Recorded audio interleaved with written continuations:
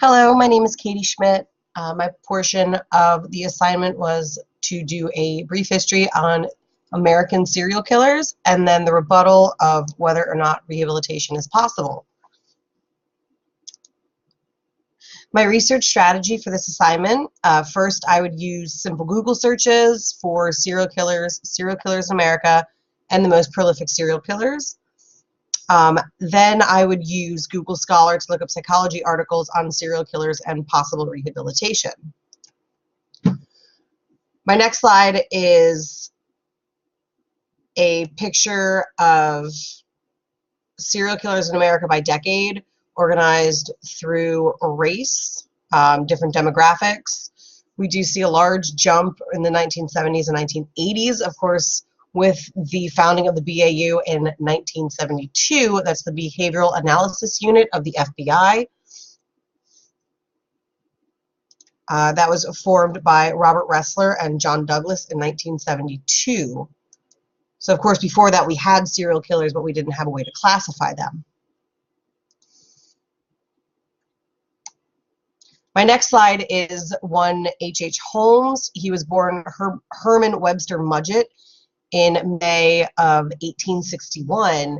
He is, of course, known as America's first serial killer. He killed somewhere between 9 to 200 people, most of whom were during the Chicago World's Fair in 1893.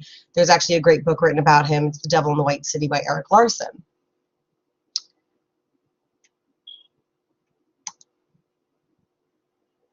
Up next is another very famous, very notable American serial killer, Ed Gein. Ed Gein inspired such horror movie characters as Buffalo Bill from Silence of the Lambs, Leatherface from the Texas Chainsaw Massacre, and Norman Bates from Psycho. And a quote that I loved about him was, "If Ed Gein hadn't existed, the world of horror movies as we know it would not exist."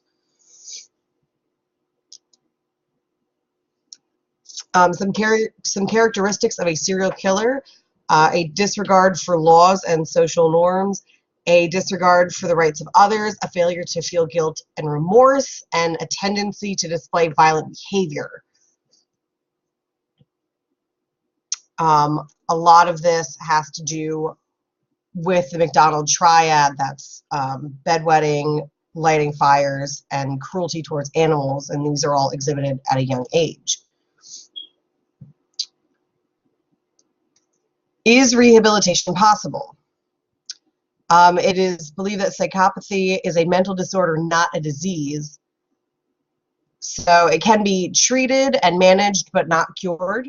There is no medication to keep these people from killing again once they have crossed the threshold. Psychopaths do not fear the pain of punishment.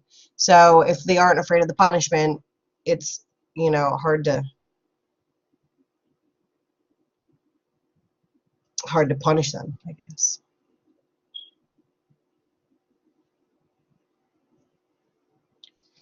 Some more characteristics of a serial killer: more than 65% are fascinated by fire-starting pyromania. From an early age, more than 60% are intensely interested in voyeurism, fetishism, and sadomasochistic pornography. More than 70% are involved in sadistic activity or torturing small animals, with 60% of the small animals being cats. More than half have made at least one suicide attempt. Over half have IQs in the bright to very bright range. As children, more than 70% were abused psychologically, physically, and or sexually by a family member. More than 60% wet their beds beyond the age of 12. More than half come from families with a history of criminal, psychiatric, or alcoholic problems. Over half are single white males. More than 75% come from religious and politically conservative families, with more than 80% voting Republican. That last one doesn't really hold too much merit there.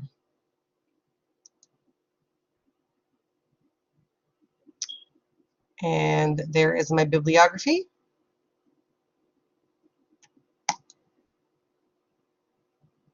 And a little bit about me.